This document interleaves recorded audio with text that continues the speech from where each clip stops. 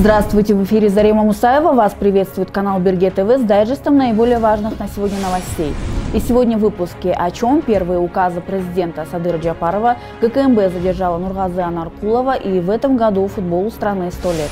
Президент Садыр Джапаров 29 января подписал указ о новой государственной кадровой политике. Как сообщили в аппарате главы государства, реализация указа позволит создать условия для обеспечения равного доступа граждан на государственную и муниципальную службу, сформировать эффективный кадровый резерв на все должности с привлечением профессионалов и прогрессивной молодежи.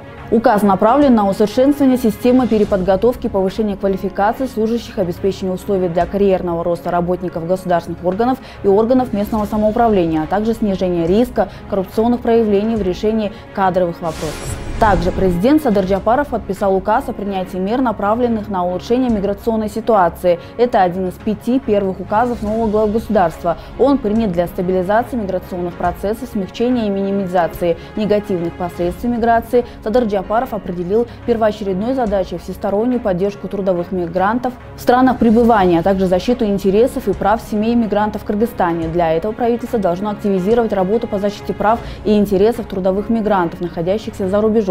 Кроме того, Кабмин должен в оперативном порядке разработать и внести на рассмотрение проект концепции миграционной политики страны. Теперь в приоритетном порядке будет реализовываться инвестиционные проекты по развитию новых производств в регионах Кыргызстана с наиболее высоким уровнем миграционного оттока населения. Там будут устанавливать особый налоговый режим для создания рабочих мест.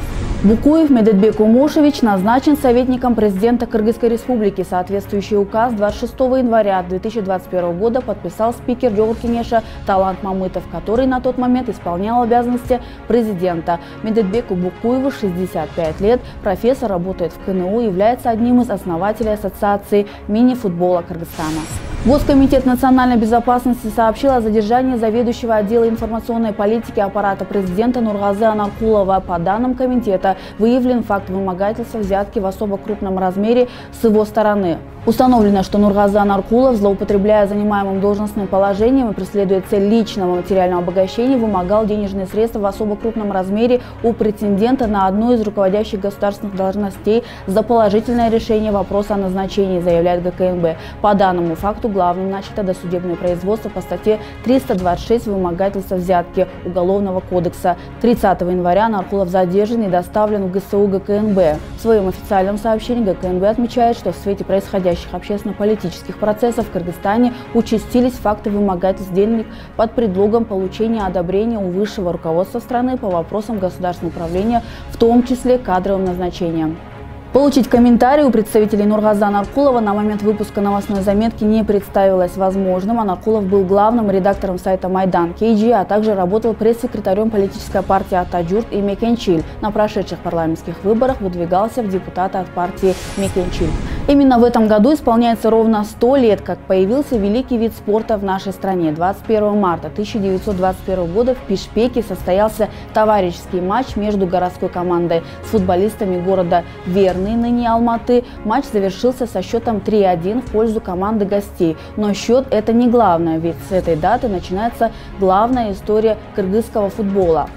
История, к сожалению, не сохранила для нас ни авторов забитых голов, ни имена участников исторического первого матча. Но можно не сомневаться, что первооткрывателями футбола в нашей родине по-настоящему гордились бы своими последователями, вложившими душу и сердце в развитие и популяризацию футбола в Кыргызской республике. За целый век в футбольной истории немало мастеров кожаного мяча принесли славу отечественному футболу, стали примером для юных игроков. За этот век было множество побед и обидных поражений, радовались и переживали, но никогда не оставались равнодушными. В 2021 году все соревнования и мероприятия, которые пройдут под эгидой Кыргызского футбольного союза и ассоциации, будут посвящены 100-летнему юбилею кыргызского футбола. На этом у меня все. Далее продолжат международные новости с Эрмурасом Аскаровым. Главные новости мира на сегодня. Здравствуйте. По меньшей мере 5 человек погибли в результате столкновения вертолета с возвышенностью на востоке Кубы. Как сообщается, инцидент произошел в пятницу утром по местному времени. Вертолет следовал из провинции Ольгин в Гуантанамо. Он врезался в возвышенность, 5 человек экипажа погибли. Комиссия Министерства революционных вооруженных сил расследует причины произошедшего. Специалисты Международного фонда рака легких раскрыли неожиданный признак онкологического заболевания. По их словам, необъяснимые охриплость и ослабление голоса могут свидетельствовать о наличии рака легких. Специалисты пояснили, что изменения голоса могут быть вызваны раковой опухолью, которая давит на гортанный нерв грудной клетки. Отмечается, что изменения в голосе чаще всего являются признаком рака правого легкого, чем левого. При появлении подобных симптомов специалисты рекомендуют немедленно обратиться к врачу. 50-летний мужчина в четверг отправился на прогулку в снегоступах возле высокогорного горнолыжного курорта Валь-д'Изер с женой и 2 детьми без противолавинного оборудования. Благодаря мобилизации почти 100 человек мужчина был найден живым после 2 часов и 40 минут поисков, сообщила полиция местного департамента Савойя. Из-за глубины снега собаки-спасатели не смогли обнаружить след, но в конечном итоге мужчину нашли специализированная группа горной полиции, которая с помощью специального устройства обнаружила его мобильный телефон под толщиной снега. «Я думаю, это чудо», — сказал Александр Гретер из спасательной команды, добавив, что мужчина был найден на глубине 2,5 метров. Шансы на выживание после более 20 минут в лавине обычно невелико.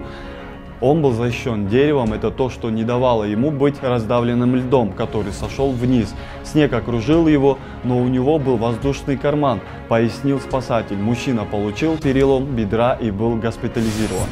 Ну на этом у меня все. С вами был Бригет ТВ. Подписывайтесь на наш канал, переходите в наши социальные сети. Далее будет прогноз погоды. До скорых встреч!